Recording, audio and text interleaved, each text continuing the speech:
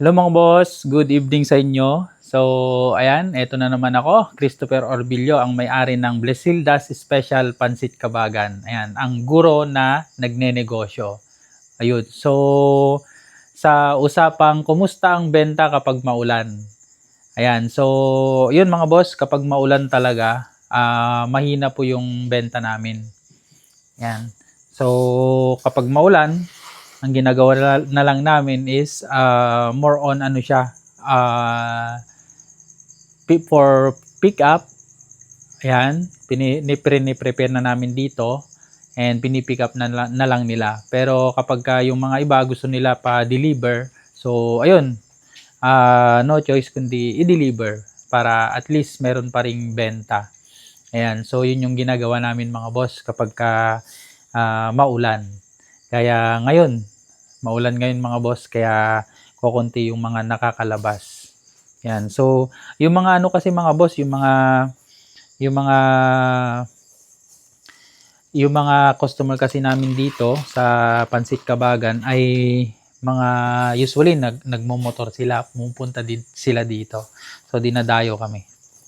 Yan. So, right now mga boss, yan, itong Pansit Kabagan noodles niya, nilalagay ko na siya sa karton. Tapos, ilalagay ko mamaya sa chiller para magtagal siya. Okay, ang Pansit Kabagan kasi mga boss, napaka selan. Mabilis siyang mawala yung freshness niya. Kaya ang ginagawa namin ay ilalagay sa karton. Yan.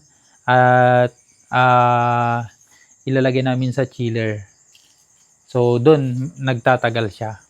Yan. So, ayun mga boss.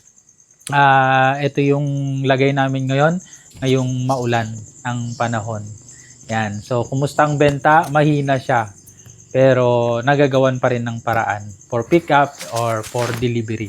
So, ayan, yun yung update. Ayan, kasama ko pa nga lang ngayon ng aking anak, si RK. Ayan.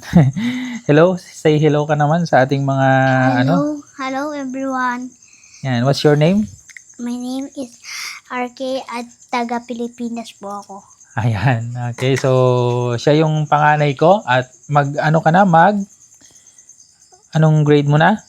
Magre-grade 2 na po. Ayun, so magi-grade 2 na. So, ayan mga boss, kapag kung ano yung ginagawa natin ay ginagaya ng ating mga anak at ayun, maging maganda tayo, maging ano tayo, good role model sa ating mga anak.